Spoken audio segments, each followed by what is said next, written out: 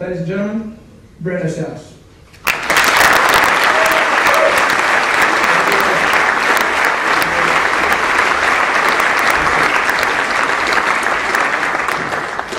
Ladies and gentlemen, thank you for attending the Bond Investment Group seminar and the launch to our podcast program. Today, just like Sam said, the Bond Investment Group has had tremendous success this semester. And what a greater way to introduce our first interview with the founder of Virgin, Sir Richard Branson. But before I begin, allow me to explain the podcast program. The program enables students to go and interview professionals. These interviews become podcasts, and they're available on the Bond Investment Group website. This brings current news to the members, along with establishing a relationship between students and the corporate world. Today, I'm not here to ask for a job from Virgin, but if he did say something, I would have to say yes. But I'm here to illustrate to the students, to the alumni, to faculty, and most importantly, our Bond Investment Group sponsors, our future sponsors, what the podcast program looks like firsthand. Allow me to introduce to you our guest for this evening, who has inspired us all, including myself, to think big, Sir Richard Branson.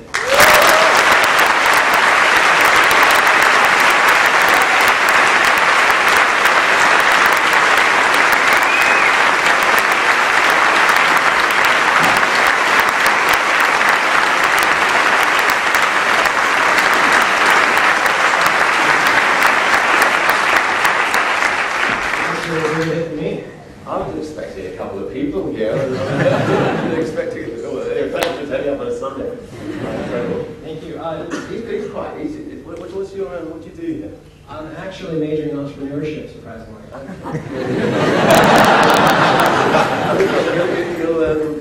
You'll make a good negotiator, you know. So you're going to a rock concert. Why don't you just come and talk to us first? Today we're going to be just doing some interviews on the topic of investing. Our first question for tonight is we all make mistakes when investing. What's one mistake that you made, you learned from it, took that lesson, and made a successful investment?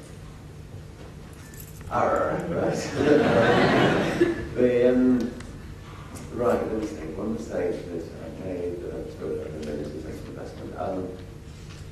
I think if I may just talk a bit more generally. I mean, I think if you're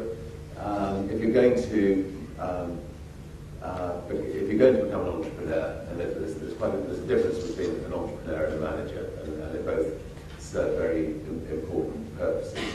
But if you decide you're going to be an entrepreneur, you're somebody that wants to start companies, you're going to have to accept that on occasions you're going to get it wrong, and you're going to fall flat in your face, and you're just going to have to learn from that mistake and pick yourself up and try again.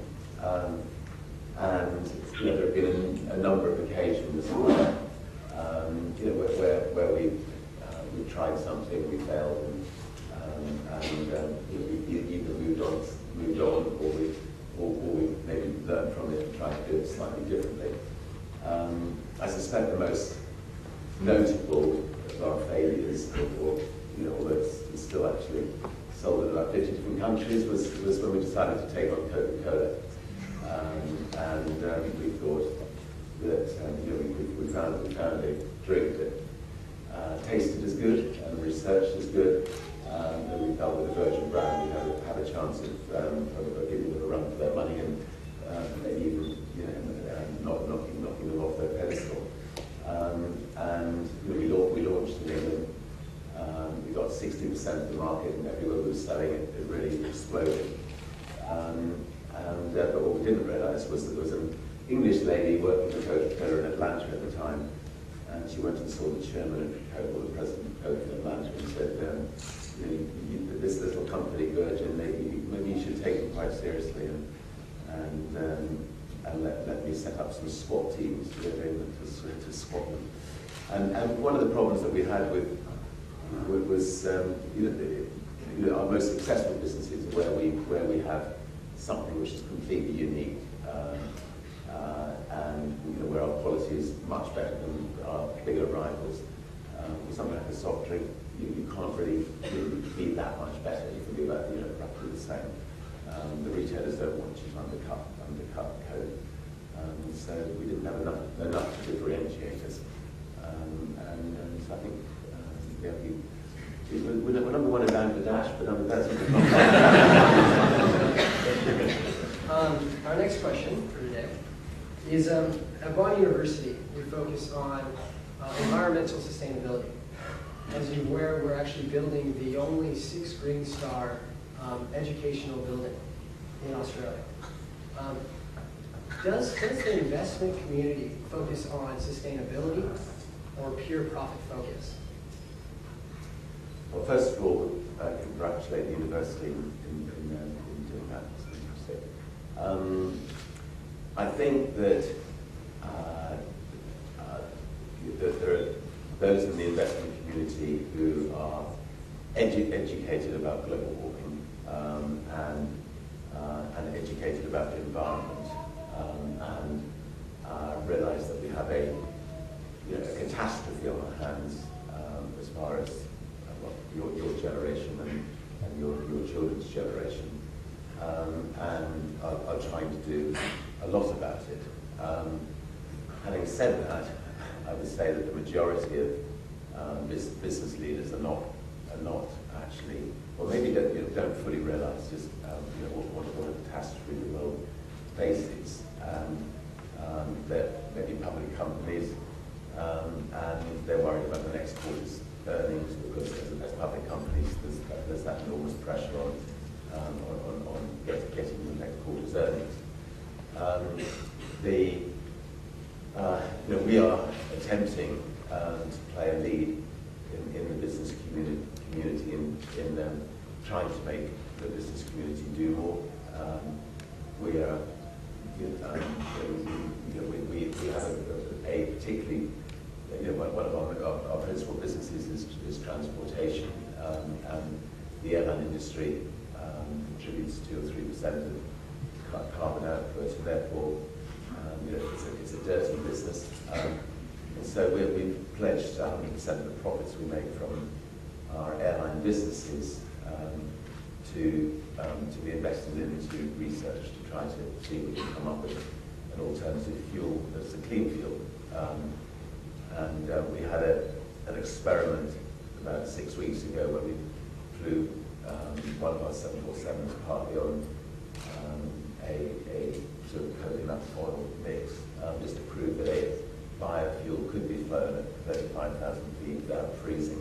People up until then assumed that biofuel would freeze at 15,000 feet.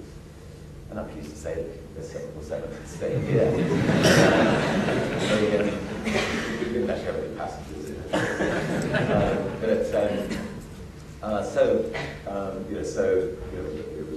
It was proved that it could work.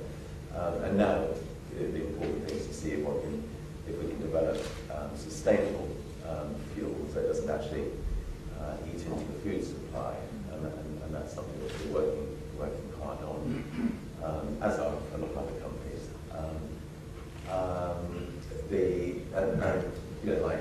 Likewise, we're working on solar and wind and other areas. We're also, we put up a $25 million prize to try to encourage students in all universities and the scientific side of things to see if they can come up with an idea to actually extract carbon out of the Earth's atmosphere.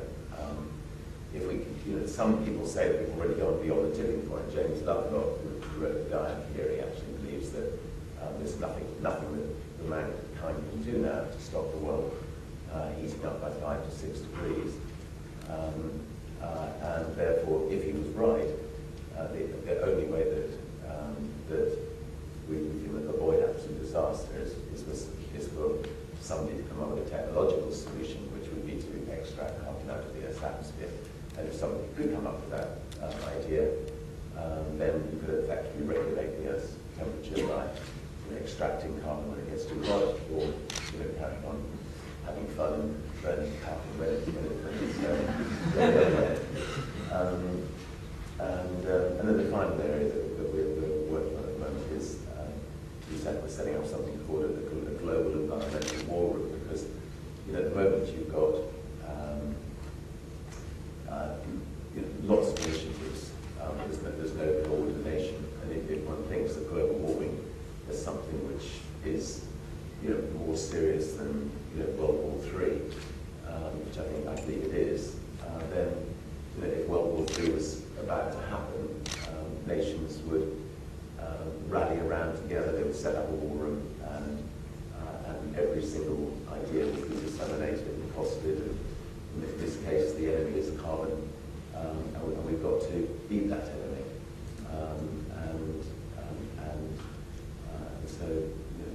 So that war room will cost out these ideas, will disseminate the ideas. We'll look at, say, the rainforest and all the various ideas that have been come up with to protect the rainforests, and then recommend to government how best they can be protected. So it's chat other ideas. I'm not answering your questions exactly as you put them. I'm still going, wow. Just because it's Richard Branson.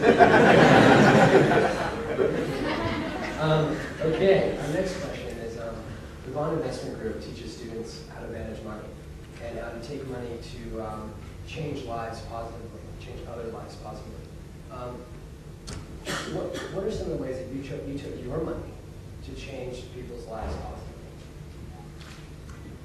Well, I think that first of all, I would say that everybody in this room, I suspect, are fairly privileged in that you're at this university, and that it is likely that a lot of you will go on to becoming extremely successful. And if you're a very successful business leader, wealth will come to you beyond your wildest dreams, and actually beyond what you actually deserve. You're actually going to be no more successful than a successful doctor or a successful nurse, or a successful ship's captain or whatever. But it just so happens that in that particular profession, if you're successful, enormous wealth comes with it. And so gigantic responsibility comes with that wealth. The responsibility to make sure that wealth is used well. And in our case, what we try to do is to make sure that we use it well by investing in new businesses on a global basis.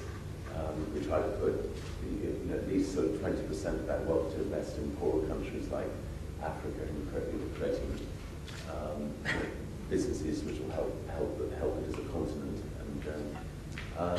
And then quite a lot of that wealth is also put into tackling some of the more intractable problems of the world. Often using our entrepreneurial skills to look at these intractable problems and see if we can come up with a more imaginative way of dealing with these problems, rather than just writing out a check and handing it over to somebody else to deal with them. Just give you a couple of ideas of things which we're currently working on. Just prior to the Iraqi war, I was in the camp that I felt that it was going to be a ghastly mistake, and that that nobody was really thinking about how it could be avoided. Britain, America, Australia were all hell-bent on going to war, and you effectively had Saddam Hussein as a trapped animal. If you've got a trapped animal, you've got to try to give that animal a way of escaping. Otherwise, disaster can happen. So I contacted Nelson Mandela and Kofi Annan and said, would you consider going to see him, and we'll find a home for him in Libya, and so he can then leave with his head held high, do the right thing for his people, and avoid the war. And it took about 2 or 3 weeks of discussion, and after 2 or 3 weeks they agreed to do that. And the day that the plane was due to leave Johannesburg, the bombing started and the meeting never took place. But as a result of that idea, we would set up an organisation called the Elders. The Elders are Nelson Mandela is the founding elder. He's chosen 12 other elders, like Archbishop Tutu, President Carter of America, Kofi Annan, Mohammed Yunus, and a pretty incredible group of 12 people who've got high moral authority. And the idea is that if there is a conflict in the world, they would go and try to resolve them.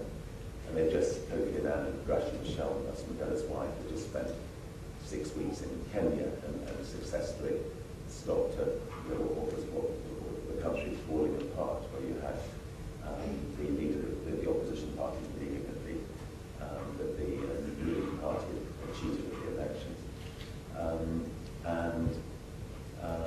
And by mediating, by taking them off to a game reserve and just saying, look, we're not going to leave this game reserve until we reach agreement. They managed to reach agreement. So I think the companies can use their entrepreneurial skills to look at issues in the world and maybe try to tackle them slightly differently than they've been tackled in the past. The student body is 50% international, so I've heard just how much they respect you all throughout the world.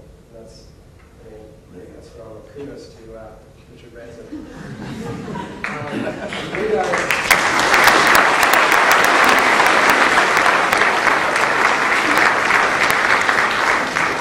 We're going to open to the floor for any questions for Sir Richard Branson, please. Okay, there's one. Are you a staff? Yes, I was born in California. I raised in the OC. TV show? Yeah.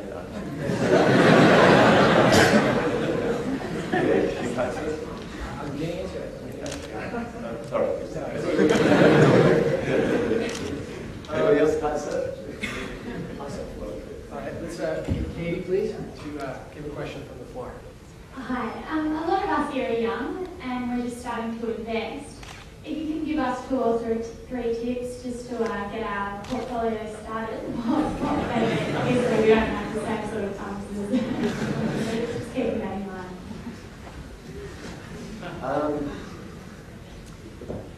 Yeah, I'm not an investment expert per se, but I suspect I should come and do 3 years at this university to learn about investment. I was, and this may not be very helpful, I was never interested in going to business. I was interested in creating things, and in the process of creating things that I feel proud of and hopefully making a difference with them, I would hope that I'll be able to pay the bills at the end of the year. So almost all our businesses that we've gone into because we see a major gap in the market. We see it's not being done very, very well by other people, and we feel that by bringing the Virgin approach to it, the Virgin team to it, that we can make a real difference in a particular sector, and hopefully the end product will be that the bills will be paid and we'll have some profit, which will be rolled forward to doing something similar elsewhere. We have slightly different criteria than other companies. I mean, we don't want to get involved in investments unless we're going to have some fun doing it as well. We don't take ourselves too seriously. We want to enjoy what we're doing. So let me see what can I help you with this one. I'm sure. Well, obviously the conservative way is to get a balanced portfolio. Actually, I'm not even going to try to answer your question. Tell me what we did. What are the 3 things that you might be thinking of investing in? Where do you think the openings are at the moment? Hiring a Virgin consultant. Say again. I wasn't expecting you to ask me back. That's probably starting real estate now. That's a property would be something that I'd want to get involved in quite early. And then I suppose I'd pay somebody to put my funds So is the property sort of industrial property, commercial property, or homes?